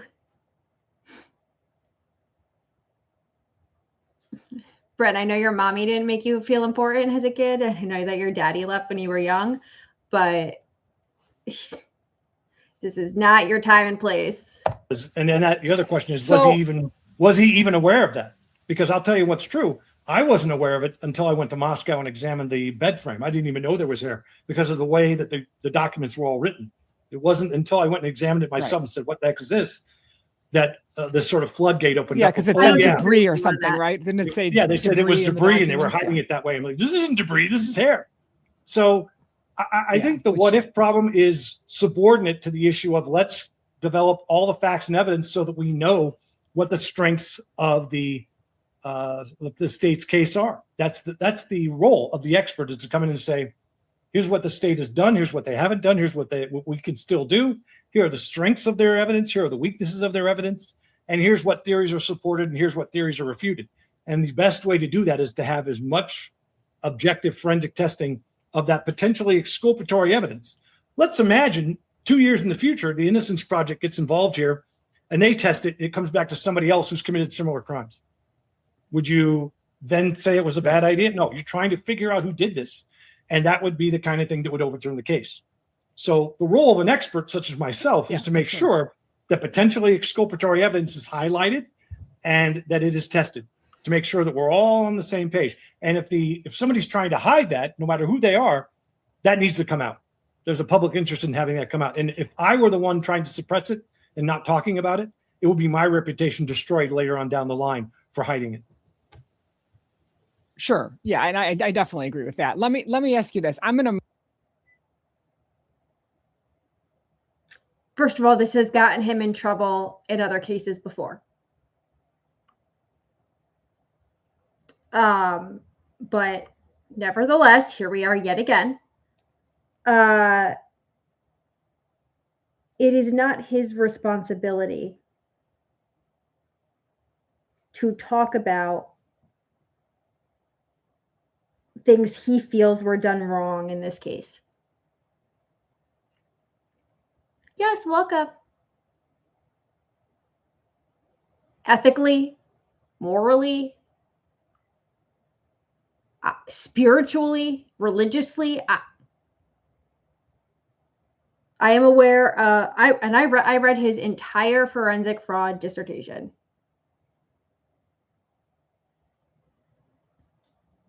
There is nothing. There is no scenario in which he is responsible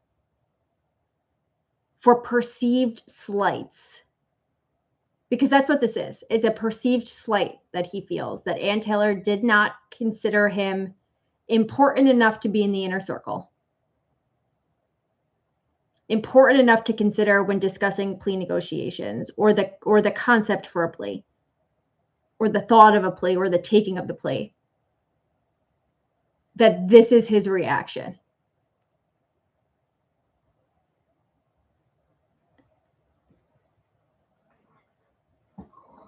That's not necessarily true, because some are hired by the prosecution. I mean, I see what you're saying. Doesn't really care. That's not. I've hired experts that have been like, no, it's your defendant.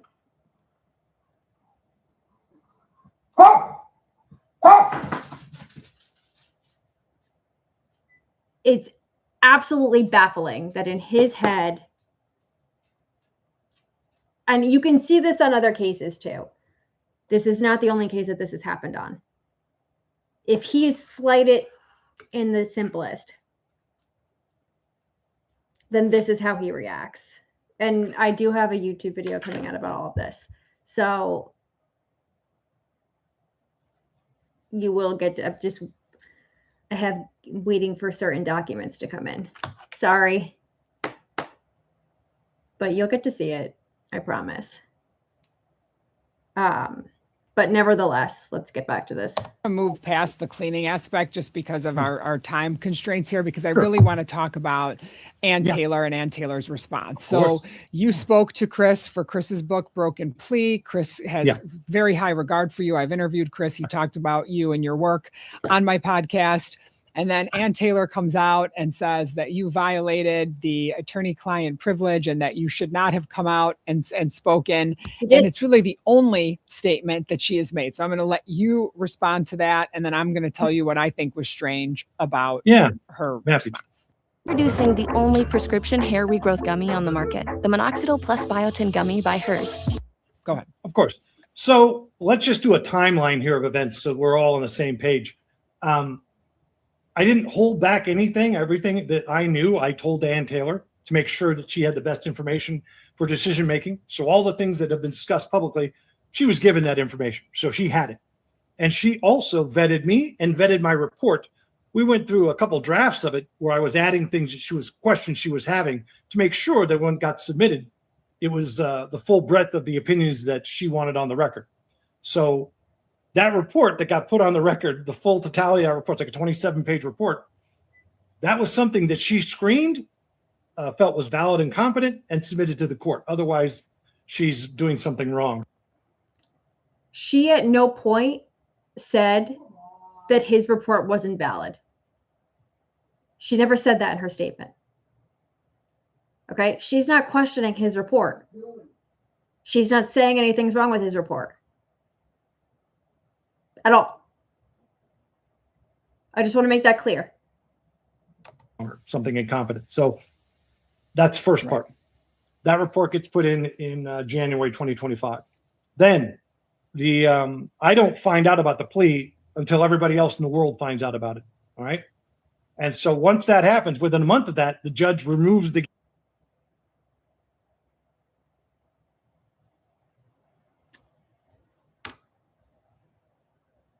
Out of curiosity, does anybody think that this man should have been alerted that a plea was being taken? I'm just curious to see how people feel about this.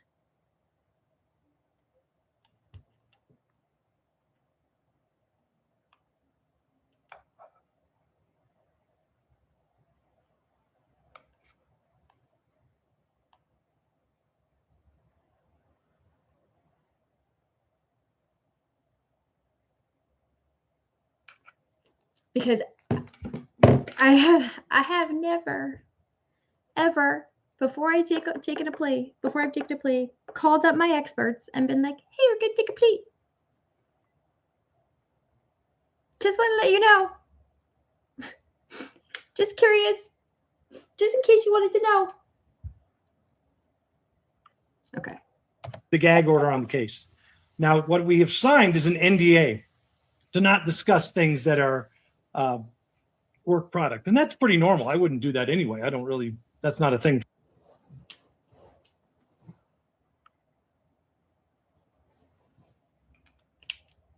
for me. I don't need that kind of attention. But in this case, we have one, the scabbard being the falsified chain of custody. That's a crime. That has to come out. And nobody's talking about it, so it has to be discussed. Two, the hair not being tested as exculpatory evidence, potentially exculpatory evidence. Nobody's talking about that. That has to come out. So those things are Brady issues that are required to be discussed, and they're not being discussed.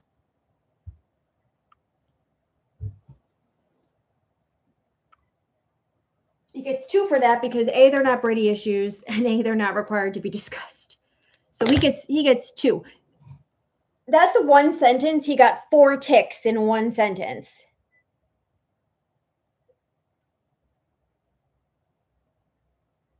I don't think he knows what Brady means, but I digress.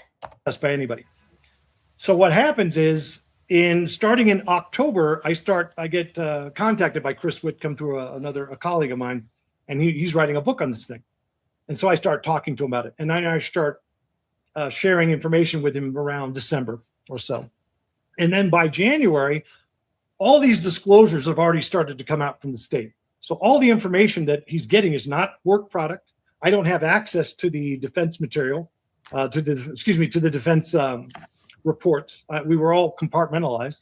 I have access to mine and to the defense pathologist report. All right, that's it. And that gets incorporated into my report. So the timeline is, from that point on, all this stuff is being revealed by Idaho State Police or in the Moscow PD. It's all coming out, being revealed. All the discovery is being made public. And then in January, I believe, there was a disclosure of Paulette Sutton, the state's experts, her response to my report, a point-by-point response where she essentially agrees with everything, but says, the way this worked is the guy was probably naked running around the crime scene, which is just sort of nonsensical. But that gets turned into an article that is published in January. I think Fox News did an article about it, about my findings. They didn't contact me or get information from me about it. They just did a report about my findings as disclosed in this document that was released publicly, right? So I was the only expert for the defense whose findings were made public. Not always the underlying material, but the findings were made public. Then subsequent to that, People Magazine apparently got a copy of my report and produced a whole article about it. And remember, Chris Whitcomb's book hasn't come out yet. In fact, it's being sort of held back because we're waiting for things to come out, or he's waiting for things to come out, I guess. Because I wasn't involved in the publication process or the writing process. I just sat for an interview or a couple of interviews. I gave him a ticket. And by the time his book comes out, all this stuff has already been released and already been discussed in the public. So when Ann Taylor comes out, she's upset apparently because she thinks I violated work product. She doesn't say how. She doesn't say what information I released that wasn't already public. And she doesn't make. Because she can't. Because it's attorney-client work product. She can't go out and be like, hello, these are all the things that he has said that violated attorney-client work product, because it's work product.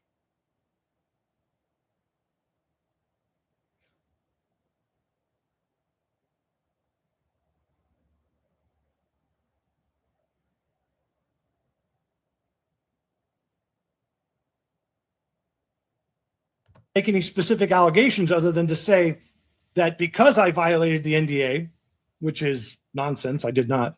You did. The disclosures put everything out into the public, so that's already out there. And then there's Brady evidence that needed to be talked about, and you can't hide that. Whatever NDA you have doesn't cover crimes, doesn't cover Brady material, right? You can't use an NDA to hide that. All right. So when she comes out and says you should view his credibility through the lens of his behavior of violating this NDA, and I'm like, he's so sassy about that line, which by the way was a brilliant line. But he's mentioned it every time he's spoken. He hates that line. It fucking gets him so pissed. Okay? Because that bothers him so much. And I love it. I love it. Yeah, you should. Because I'm not the kind of expert who hides exculpatory material. I'm not the kind of expert who hides crimes. I don't do that.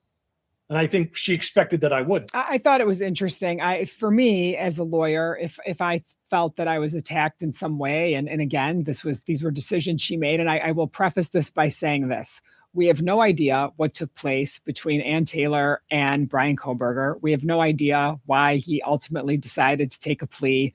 We have no idea if he confessed to her that he killed 4 people and that at the end of the day, he made a decision that he wanted to do this. We don't know. And, lawyers and clients decide for a variety of reasons why pleas should happen. And again, that's completely separate and apart from what we're talking about here. What we're talking about here is the fact that we never got to see this play out because there wasn't a trial. And when there was supposed to be a trial, in the 11th hour, this changed. Who knows? Did Brian Kohberger say, I just want to do anything to avoid death penalty? Maybe. We just don't know. But I will say this. I found the letter that she wrote to be very interesting. And as a defense attorney, if I felt that I needed to respond to something that was being done by one of my own experts, that is absolutely not the way I would have handled it. So.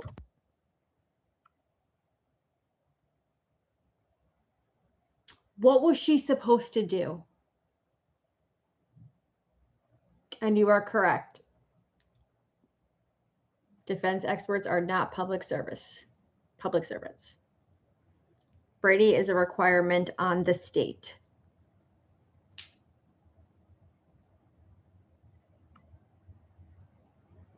Yeah.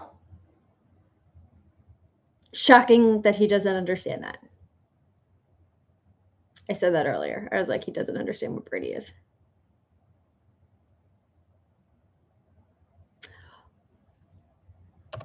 That I will say. Well, let's even do it more differently, because let's talk about the data leaks. We have the NBC data leak that occurred prior to back in 2025, prior to the trial, and the judge appointed a special master to do an investigation of everybody, see who did it, an internal administrative investigation.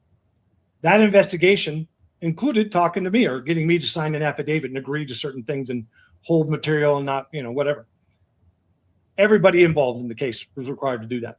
Then they made a determination of who did it, and they wrote a report, and that report was filed under seal. It's still sealed. So the court, apparently, has a very clear idea who did this data leak for NBC News. That's one thing. Then, back in January of this year, I got contacted by Ada County Sheriff's Department, and they said, we're investigating criminally, not the court, not the administrative investigation, but the criminal investigation. We're doing a criminal investigation into these data leak to NBC, and we'd like to talk to you. And I didn't respond to them because I don't respond to stuff like that. And then within a month, Ann Taylor wrote me for the first time ever since the plea, and said, you can talk to the police about whatever you need to talk about to discuss to help their investigation. In order to do that, I would have to violate work product rules and attorney-client privilege. So she was inviting me to violate attorney-client privilege to talk to the police. The proper thing to do in that case would be for a defense attorney to say, hey, don't talk to my experts, talk to me. You don't talk to my experts, you talk to me. And I know. Unless the police had an inkling that you were the leak. Now, here's how this works. Okay? Attorney-client privilege is sacred, right? There are very few situations in which you are allowed as an attorney to break attorney-client privilege. Okay? One is the crime exception. So like if your client tells you that like he's going to go out and kill somebody, you just sort of got to handle that. All right? The other is if you're being accused by your client of some sort of, like they file like a 440 motion on you or something, and like you have to defend yourself against it, right? Or you yourself are being accused of a crime in relation to your representation. I believe that would fall into the second category.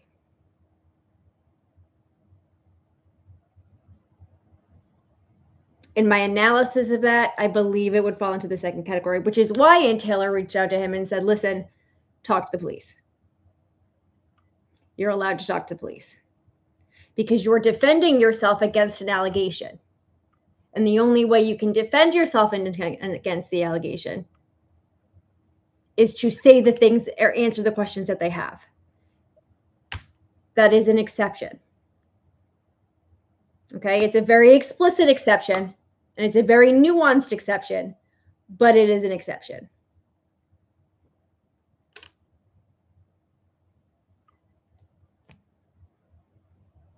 So he's okay violating attorney-client privilege for profit, but not okay violating attorney-client privilege when the cops are investigating whether or not you're the Dateline leak. And there's a reason the cops reached out to you. And you're the only person who didn't cooperate, according to Sarai. So. I know that because I contacted about 3 or 4 defense attorneys who I work with and said, what would you do in this situation? And they're like, there's no way in hell you'd be talking to You're absolutely right. You're absolutely right. Especially given the fact that as an expert, you're looking at a specific area of a case, and there's probably a lot more that you're not necessarily involved in. And so it's not the right way to handle it. Dr. Turvey, thank you so much for joining me. This was enlightening. I think our viewers are going to love listening to it. Thank you for your work. I know we'll be watching it on many other cases that you have coming up, and we'd love to have you back sometime. I really appreciate the time, and I appreciate the legal.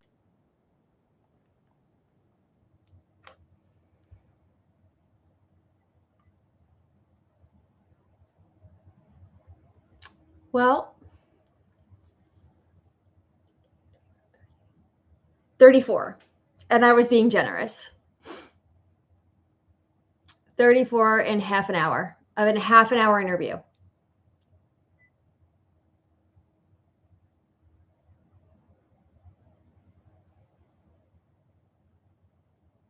$34 and a half hour interview.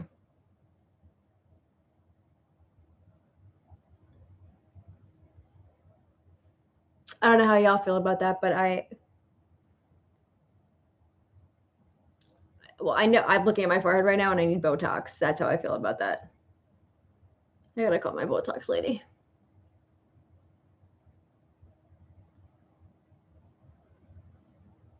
I am appalled.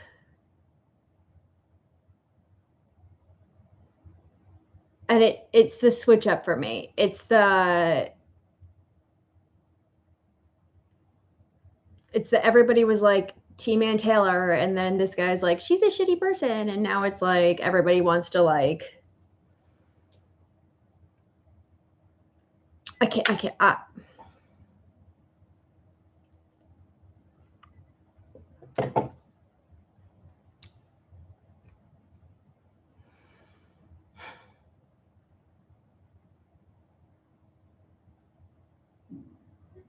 It was the 4 on the 1 sentence that did it. I know.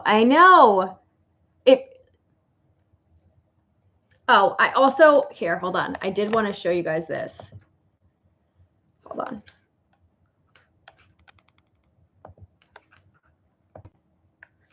I have his CV up.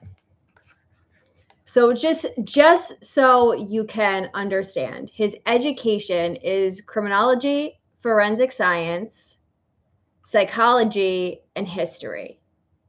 Okay? Nowhere in there is an expertise in DNA. All right, you're very welcome. Okay, so any testimony or any information he's giving you about DNA is not in his expertise. Okay. Also, there's a lot of error, like spelling errors in here, which is crazy. Like the first sentence, primarily this examiner works major case. You mean major cases?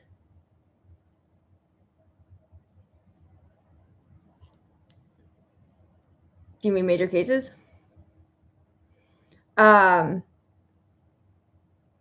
But nevertheless, I just wanted to show you this part where it says essentially that like he's not an expert in DNA. All right. So in no way, shape, or form, if he's talking about like scientific things, all right, a forensic science degree does not mean that you're a scientist.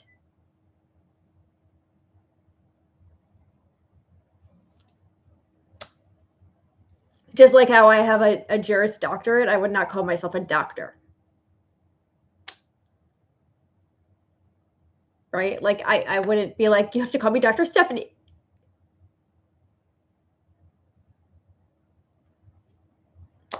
I'm just, thank you.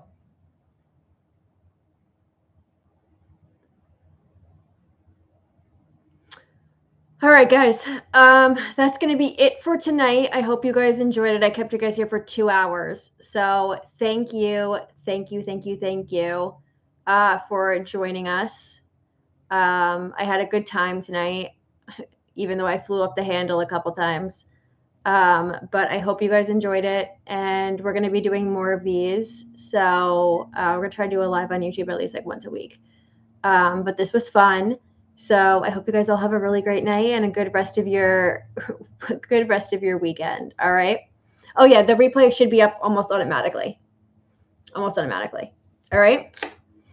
So everyone have a great night, have a great weekend, and I will see you guys back on TikTok.